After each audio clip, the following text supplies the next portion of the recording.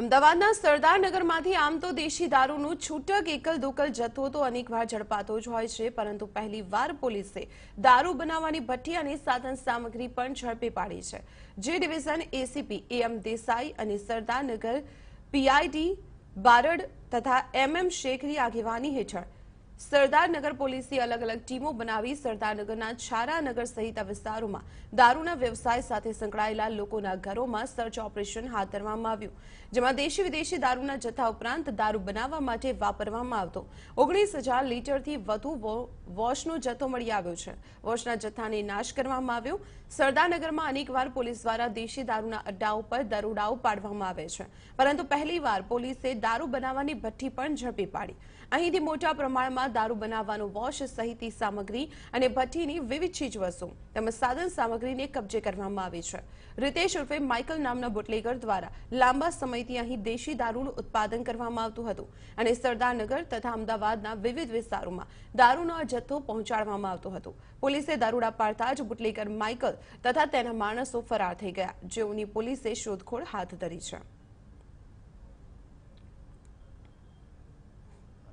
નેસ્ત નાબૂદ થાય આ પ્રવૃત્તિ દારૂની, એ માટે સતત પ્રયત્નો કરીને એ ફળ સ્વરૂપ અંદાજે કુલ 12 કેસો કરવામાં આવેલા છે। દેશી 2 ઇંગ્લિશના છે, 10 દેશી કેસ છે।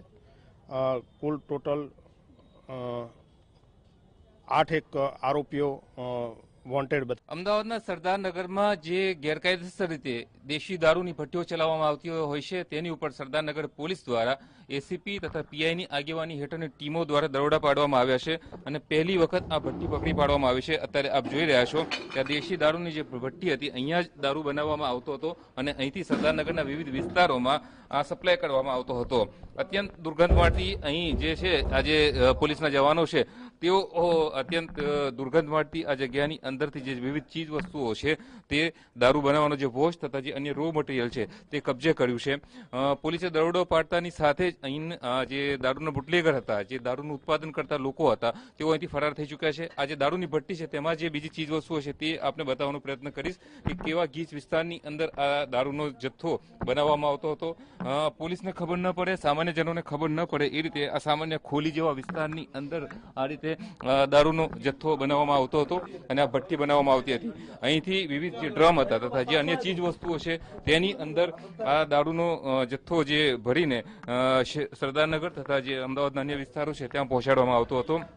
સરદારનગર પોલીસ તથા જે અન્ય પોલીસ અધિકારીઓ છે તેઓ દ્વારા હાલ દરોડાની કાર્યવાહી કરવામાં આવી રહી છે। અહીં જે આ પોલીસ ટીમ છે સરદારનગર પોલીસ, તેઓ દ્વારા અહીંથી જે વિવિધ ચીજ વસ્તુઓ કબજે કરવામાં આવેલી છે અને જે ફરાર બુટલેગર છે તેઓની વિરુદ્ધ કાર્યવાહી શરૂ કરવામાં આવી છે। સરદારનગરમાં આમ તો લાંબા સમયથી જે વિદેશી દારૂનો જથ્થો ઝડપવામાં આવતો હતો અને બુટલેગરો સામે કાર્યવાહી પણ કરવામાં આવતી હતી, પરંતુ લાંબા સમય પછી પહેલીવાર દારૂની ભઠ્ઠીને પકડી પાડવામાં આવેલ છે।